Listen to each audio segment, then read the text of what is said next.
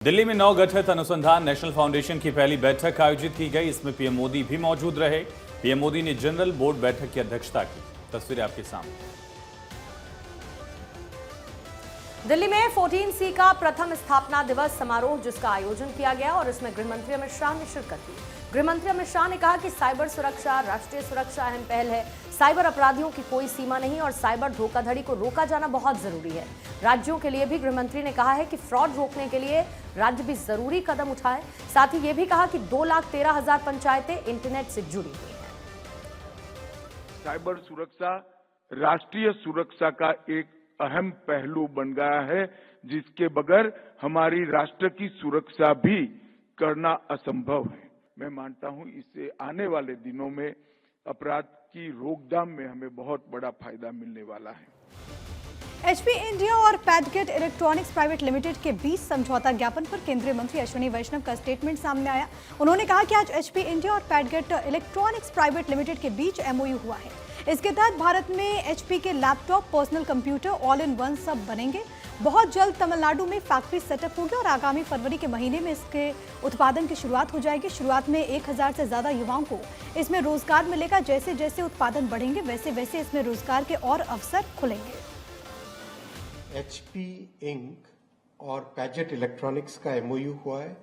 इसके तहत भारत में HP के laptops, personal computers, all in ones ये सब बनेंगे। तमिलनाडु में ये फैक्ट्री सेटअप होगी बहुत जल्दी और आगामी फरवरी के महीने से इसमें प्रोडक्शन स्टार्ट हो जाएगा।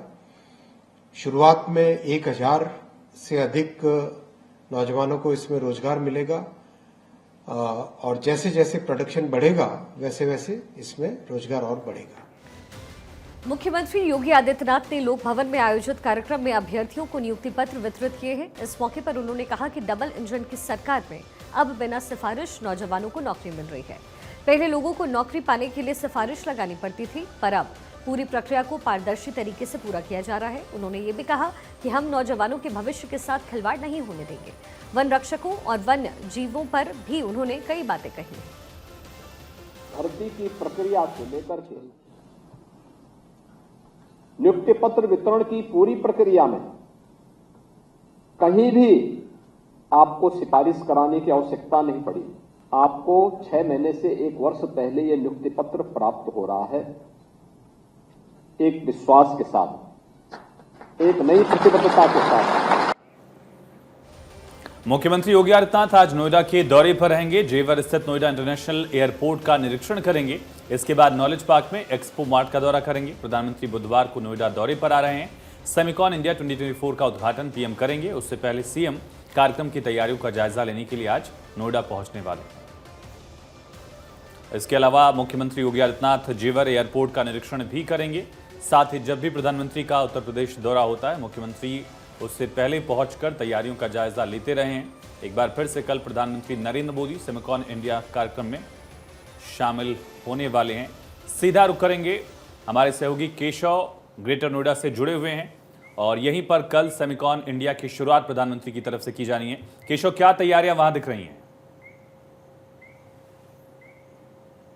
बिल्कुल आयुष, देखिए उत्तर प्रदेश के मुख्यमंत्री योगी आदित्यनाथ 2 दिवसीय ग्रेटर नोएडा दौरे पर पहुंच चुके हैं। इस वक्त उत्तर प्रदेश के मुख्यमंत्री योगी आदित्यनाथ जेवर एयरपोर्ट के कार्यों का निरीक्षण करने के लिए पहुंचे हैं, क्योंकि जेवर एयरपोर्ट के जो कार्य है वो तेजी से चल रही है और इसी साल जो है दिसंबर लास्ट तक पूरी तरह से जेवर एयरपोर्ट को बना दिया जाएगा। इस वक्त जेवर एयरपोर्ट पर एक तरफ जहां उत्तर प्रदेश के मुख्यमंत्री योगी आदित्यनाथ कार्यों का निरीक्षण करें, तो दूसरी तरफ मैं इस वक्त जहां मौजूद हूं ये इंडिया एक्सपो मार्ट है, जहां पर कल सुबह 10:30 बजे प्रधानमंत्री नरेंद्र मोदी पहुंचेंगे यहाँ के कार्यों का जायजा लेने के लिए, क्योंकि कल सुबह 10:30 बजे प्रधानमंत्री का जायजा लेने के 2024 का उद्घाटन किया जाएगा और यहाँ पर आप देख सकते हैं सुरक्षा व्यवस्था पूरी कर ली गई है। कुछ ही देर में यहाँ पर एक हेलीपैड बनाया गया है, जहाँ पर उत्तर प्रदेश के मुख्यमंत्री योगी आदित्यनाथ का जो हेलीकॉप्टर है वो लैंड होगा और फिर यहाँ से उत्तर प्रदेश के मुख्यमंत्री योगी आदित्यनाथ अंदर जाएंगे, जहाँ पर एग्जीबिशन की जो तैयारी की गई है उसको देखेंगे और कल जो कार्यक्रम रहने वाला है प्रधानमंत्री नरेंद्र मोदी की उस कार्यक्रम का जायजा लेंगे, क्योंकि सेमिकॉन इंडिया 2024 का जो कार्यक्रम रखा गया है इस बार वो ग्रेटर नोएडा में रखा गया है। इंडिया एक्सपो मार्ट में पिछली बार ये भारत मंडपम में आयोजन किया गया था और सेमीकंडक्टर के दिशा में भारत लगातार एक तरफ से कह सकते हैं कार्य कर रही है और मोदी सरकार में एक तरह से सेमीकंडक्टर क्रांति लाने की कोशिश की जा रही है। इसी साल जो है मार्च में 3 प्लांट का जो शिलान्यास किया गया था प्रधानमंत्री नरेंद्र मोदी के द्वारा। गुजरात और असम में भी इसके प्लांट लगाए गए हैं जहां पर सेमीकंडक्टर बनाई जाएगी। इससे पहले दूसरे देशों पर निर्भर रहते थे भारत सेमीकंडक्टर को लेकर, और चिप की जो महत्वता है वो आज बढ़ गई है। हर चीज में चिप का इस्तेमाल होता है। ऐसे में सेमीकॉन इंडिया 2024 का यह सम्मेलन महत्वपूर्ण है। कल प्रधानमंत्री नरेंद्र मोदी सुबह 10:30 बजे इंडिया एक्सपो मार्ट पहुंचेंगे जहां पर जो है ये सेमीकॉन इंडिया 2024 का उद्घाटन करेंगे। तकरीबन 150 से ज्यादा देशों के जो डेलीगेट्स हैं 250 डेलीगेट्स इस कार्यक्रम में शिरकत करेंगे। प्रधानमंत्री नरेंद्र मोदी के साथ उत्तर प्रदेश के मुख्यमंत्री योगी आदित्यनाथ और केंद्रीय मंत्री अश्विनी वैष्णव भी कल सेमीकॉन इंडिया कार्यक्रम में शिरकत करेंगे। तो आप इस वक्त देख सकते हैं यहीं पर पूरी जो तैयारी है वो कर ली गई है। प्रधानमंत्री वैसे भी केशव हर एक मंच से आत्मनिर्भर भारत की बात करते हैं और उस लिहाज से भी सेमीकॉन समिट जो होने जा रहा है जहां पर ये नजर आएंगे लोगों की मौजूदगी खुद प्रधानमंत्री मोदी की भी महत्वपूर्ण है। अगली खबर है, दिल्ली बीजेपी के विधायकों ने केजरीवाल सरकार को बर्खास्त करने की मांग कर दी है और दिल्ली बीजेपी विधायकों ने राष्ट्रपति द्रौपदी मुर्मू से मुलाकात कर एक ज्ञापन भी सौंपा है। अब राष्ट्रपति सचिवालय ने इस पर संज्ञान लिया है। बीजेपी विधायकों ने संवैधानिक संकट का हवाला देते हुए दिल्ली सरकार को बर्खास्त करने की मांग की है। इस चिट्ठी में दिल्ली के मुख्यमंत्री अरविंद केजरीवाल के जेल में होने का भी हवाला दिया गया है। राष्ट्रपति कार्यालय ने पत्र केंद्रीय गृह मंत्रालय को आगे भेज दिया है और ऐसे में राजनीतिक गलियारों में इस बात की चर्चा है कि राजधानी दिल्ली में भी क्या राष्ट्रपति शासन लग सकता है। कांग्रेस के सांसद और लोकसभा में नेता विपक्ष राहुल गांधी अमेरिका के दौरे पर हैं, जहां पर उन्होंने जॉर्ज टाउन यूनिवर्सिटी में छात्रों के सवालों का जवाब देते हुए आरक्षण को लेकर के स्टेटमेंट दिया। लोकसभा में नेता विपक्ष राहुल गांधी से जब पूछा गया कि जाति के आधार पर आरक्षण कब तक जारी रहेगा, इस पर उनका जवाब था कि कांग्रेस आरक्षण खत्म करने के बारे में तब सोचेगी जब देश में निष्पक्षता होगी। फिलहाल देश में ऐसी स्थितियां नहीं है। तो वहीं यूनिफॉर्म सिविल कोड के बारे में पूछने पर राहुल गांधी ने कहा कि वो बीजेपी के प्रस्ताव की जानकारी होने पर भी इस पर टिप्पणी करेंगे। वहीं इसी बीच बीएसपी सुप्रीमो मायावती ने कांग्रेस नेता राहुल गांधी पर आरक्षण को लेकर के जोरदार हमला बोला। मायावती ने एक के बाद एक एक्स पर कई सारे पोस्ट किए हैं जिसमें उन्होंने लिखा है कि केंद्र में काफी लंबे समय तक सत्ता में रहते हुए कांग्रेस पार्टी की सरकार ने ओबीसी आरक्षण को लागू नहीं किया। ये पार्टी कभी भी जातीय जनगणना नहीं करा पाएगी। इनके नाटकों से सावधान रहना चाहिए। लंबे समय तक सरकार चलाने के बाद भी कांग्रेस ने ओबीसी आरक्षण को लागू नहीं किया और न ही देश में जातीय जनगणना करवाई, लेकिन अब ये पार्टी इन मुद्दों की आड़ में सत्ता में आने के सपने संजो रही है। वहीं जम्मू कश्मीर विधानसभा चुनाव के लिए कांग्रेस ने कैंडिडेट्स की तीसरी लिस्ट जारी की है। इस लिस्ट में 19 उम्मीदवारों के नामों की घोषणा है। इसमें कांग्रेस के प्रदेश कार्यकारी अध्यक्ष रमन बल्ला को आरएसपुरा जम्मू साउथ से टिकट मिला। बासोहली से चौधरी लाल सिंह और बिश्नाह सीट से पूर्व एनएसयूआई के प्रमुख नीरज कुंदन को उम्मीदवार घोषित किया गया है। तीसरी लिस्ट में शामिल कुछ प्रमुख उम्मीदवारों में इरशाद गनी को लंगेट से और हाजी अब्दुल राशिद दर को सुपोर से टिकट दिया गया है। आम आदमी पार्टी ने हरियाणा विधानसभा चुनावों के लिए दूसरी लिस्ट जारी कर दी जिसमें 9 उम्मीदवारों के नाम को शामिल किया गया है। इसी के साथ कुल मिलाकर अब तक 29 उम्मीदवारों के नामों का ऐलान कर दिया गया है और दूसरी लिस्ट में जिन उम्मीदवारों के नामों की घोषणा की गई है उसमें कौन कौन शामिल है आपको जल्दी से बता देते हैं। इंद्री से हवा सिंह, थानेसर से कृष्ण बजाज, रातिया से मुख्तियार सिंह है, फरीदाबाद से परवेश मेहता है, बरवाला से छतरपाल सिंह है, तीगांव से आभास चंदेला है, आदमपुर से भूपेंद्र बेनीवाल और साढौरा से रीता बामनिया, बावल से जवाहरलाल को टिकट दिया गया है। दूसरी टिकट आम आदमी पार्टी की तरफ से जारी कर दी गई है। वहीं हरियाणा में विधानसभा चुनाव के लिए गोरक्षक बिट्टू बजरंगी उर्फ राजकुमार पांचाल ने फरीदाबाद के एनआईटी विधानसभा क्षेत्र से निर्दलीय उम्मीदवार के तौर पर अपना नॉमिनेशन फाइल किया। बताते चले कि पिछले साल जुलाई में हुई नूह हिंसा मामले में भी वो आरोपी है। आधिकारिक स्टेटमेंट में जिला चुनाव अधिकारी विक्रम सिंह ने पुष्टि की कि बजरंगी ने एनआईटी फरीदाबाद सीट से निर्दलीय उम्मीदवार के तौर पर अपना नामांकन दाखिल किया है। हरियाणा के सोनीपत की गन्नौर विधानसभा सीट पर बीजेपी से असंतोष देवेंद्र कादियान ने बीजेपी छोड़ने का ऐलान कर दिया।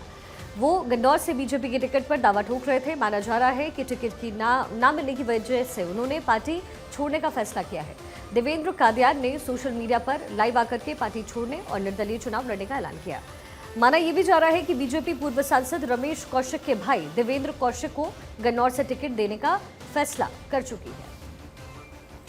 जम्मू कश्मीर में 10 साल के बाद हो रहे विधानसभा चुनाव को लेकर खुफिया विभाग भी हाई अलर्ट पर है। हाल ही में कुछ ऐसे इनपुट्स मिले जिससे पता चला कि घाटी में आतंकियों की गतिविधि बढ़ी है। खुफिया एजेंसियों को राज्य के कई हिस्सों में आतंकी मूवमेंट की जानकारी भी मिली। जम्मू कश्मीर चुनाव और कैलाश कुंड यात्रा पर आतंकी साया पड़ने की संभावना है और आतंकी सुरक्षा बलों और पुलिस के ठिकानों को भी टारगेट कर सकते हैं। आईबी ने बताया कि आतंकी आगामी विधानसभा चुनाव को लेकर प्रमुख राजनीतिक पार्टियों के नेताओं और वर्कर्स को निशाना बना सकते हैं। इसको लेकर अब एजेंसी सतर्क सजग है। सुप्रीम कोर्ट की डेडलाइन के बावजूद भी कोलकाता के आरजीकर अस्पताल के डॉक्टर्स ने हड़ताल खत्म करने से इनकार कर दिया है। पश्चिम बंगाल के जूनियर डॉक्टर्स ने सोमवार शाम को घोषणा कर दी कि वो लेडी डॉक्टर के साथ हुई दरिंदगी के खिलाफ न्याय की मांग के लिए अपनी हड़ताल को जारी रखेंगे। आपको ये भी बता दें कि सोमवार को जब सुनवाई हुई तो सुप्रीम कोर्ट ने डॉक्टर्स को मंगलवार शाम तक 5 बजे तक काम पर लौटने की डेडलाइन दे दी थी, आदेश जारी किया था। इस पर जूनियर डॉक्टर्स का यह कहना है कि बंगाल सरकार हमारी सभी मांगे माने। तो कोलकाता रेप मर्डर मामले से संबंधित आरजीकर हॉस्पिटल के 51 ट्रेनी डॉक्टर्स पर बाकी के डॉक्टर्स को डराने धमकाने के आरोप लगे। इस तरह के आरोप लगने के बाद इन छात्रों के खिलाफ जांच शुरू होने वाली है। सभी आरोपी छात्रों को जांच के लिए बुलाया गया है। 51 डॉक्टर्स और पीजीटी स्टूडेंट्स को आरजीकर एमसीएच में प्रवेश न करने के निर्देश दिए गए। उधर सुप्रीम कोर्ट में डॉक्टर्स के वकील ने जूनियर डॉक्टर्स को दी जा रही धमकी और आरजीकर हॉस्पिटल में मौजूद इस गिरोह के बारे में जानकारी दी है। कोलकाता रेप मर्डर केस में पीड़िता की मां का पश्चिम बंगाल की सीएम ममता बनर्जी पर स्टेटमेंट सामने आया। उन्होंने कहा कि सीएम ममता ने उनकी बेटी की मौत के बाद उन्हें रिश्वत की पेशकश की और हाल ही में मीडिया में इस बारे में झूठ बोला है। मुख्यमंत्री ने हमसे कहा कि हमें पैसे मिलेंगे और सुझाव दिया कि हम अपनी बेटी की याद में कुछ बनाएं। जवाब दिया कि मेरी बेटी को न्याय मिलने के बाद मैं पैसे लेने के लिए उनके कार्यालय जरूर आऊंगी। वहीं कानपुर में ट्रेन को डिरेल करने की कोशिश के बाद अब राजस्थान में भी ऐसा मामला सामने आया। अजमेर में ट्रेन को पलटाने की साजिश की गई। यहां रेलवे ट्रैक पर 1 क्विंटल सीमेंट का ब्लॉक रखकर ट्रेन को बेपटरी करने की कोशिश की गई, हालांकि साजिश नाकाम रही। यह घटना अजमेर में सराधना बांगड़ ग्राम स्टेशन के बीच की है। यहां अजमेर के फुलेरा से अहमदाबाद रेल मार्ग पर ट्रेन को डिरेल करने की कोशिश की गई। सीमेंट का यह ब्लॉक करीब 1 क्विंटल वजनी था जो रेलवे ट्रैक पर रखा गया था। ट्रेन का इंजन सीमेंट ब्लॉक तोड़ते हुए निकल गया और इस बीच बड़ा हादसा होने से टला। लोको पायलट की सूचना पर आरपीएफ ने घटनास्थल पर पहुंचकर ट्रैक का निरीक्षण किया है। मामले में एफआईआर दर्ज की गई। आरोपियों की तलाश जारी। कानपुर में रविवार को कालिंदी एक्सप्रेस ट्रेन को पटरी से उतारने की साजिश के पीछे यूपी एटीएस ने आतंकी संगठन खुरासान मॉड्यूल का हाथ होने का संदेह जताया। सूत्र ये बताते हैं कि एटीएस इस एंगल से भी जांच कर रही है कि इसके पीछे आईएस के खुरासान मॉड्यूल का हाथ हो सकता है और इस मॉड्यूल के लड़के खुद को कट्टरपंथी बनाकर वुल्फ अटैक करते हैं, लोन वुल्फ अटैक करते हैं। इसी तरीके के हमले साल 2017 में मध्य प्रदेश की ट्रेनों पर भी करने की कोशिश की गई। मामले में कानपुर के जाजमऊ इलाके से कई लड़कों को फिलहाल गिरफ्तार किया गया है और ऐसे में अधिकारियों को शक है कि आईएस और आईएसआई के इशारे पर ट्रेन में लोन वुल्फ अटैक किए जा सकते हैं। एनटीएस ने संदेह जताया कि कट्टरपंथियों के साथ साथ पैसे के लिए हमला करने वाले लोग भी इसमें शामिल हो सकते हैं। हालांकि पूरे मामले की जांच अलग अलग एजेंसीज हर एक एंगल से कर रही हैं। 3 तस्वीरें इस वक्त हम आपको दिखा रहे हैं। एक 17 अगस्त 2024 की तस्वीर है। साबरमती एक्सप्रेस जब उसे निशाना बनाया गया। कालिंदी एक्सप्रेस 8 सितंबर 2024 को और 9 सितंबर को भी ये घटना देखने को मिली। जब अभी ये घटना सामने आई है 9 सितंबर को भी, यानी कि कल और आज दोनों ही तरफ ये कोशिश। आज जब सीमेंट के ब्लॉक से एक मालगाड़ी टकराई, इससे पहले कालिंदी एक्सप्रेस को निशाना बनाने की कोशिश की गई। और अब बात यूपी के बहराइच की, जहां पर आदमखोर भेड़िया आखिरकार पकड़ा गया है। भेड़िया सुबह 4 बजे हरबंशपुर गांव में घुस रहा था। सर्चिंग कर रही टीम और ग्रामीणों की नजर पड़ गई। लाठी डंडे लेकर भेड़िए को घेरा गया, उसके पीछे वहां पर टीम लगाई गई। इत्तेफाक से भेड़िया उसी दिशा में भागा जिधर वन विभाग की तरफ से जाल लगा रखा गया था। जाल में फंसते ही खूंखार को दबोचने के लिए वन विभाग के कर्मी आगे आए। 10 लोगों ने भेड़िए को दबोचा, तब जाकर उसको पिंजरे में कैद किया गया। वन विभाग और स्थानीय प्रशासन की 500 कर्मियों की टीम 20 दिन से आदमखोर की तलाश में लगी हुई है। 2 महीने में भेड़ियों का झुंड 10 लोगों की जान ले चुका है। 50 से ज्यादा हमले भी कर चुका है। पकड़े थे, आज हम लोगों ने एक और वुल्फ पकड़ लिया, तो हम लोगों ने 5 वुल्फ्स को रेस्क्यू कर लिया है और ये बहुत बड़ी सक्सेस है। फाइनल जब हम लोग ऑपरेशन करने लगे तो ड्रोन को हमने रोक दिया, बिकॉज उसका लोकेशन मिल गया था, पगमार्क से भी लोकेशन मिल गया था और फिर हमने उसको पिक कर लिया।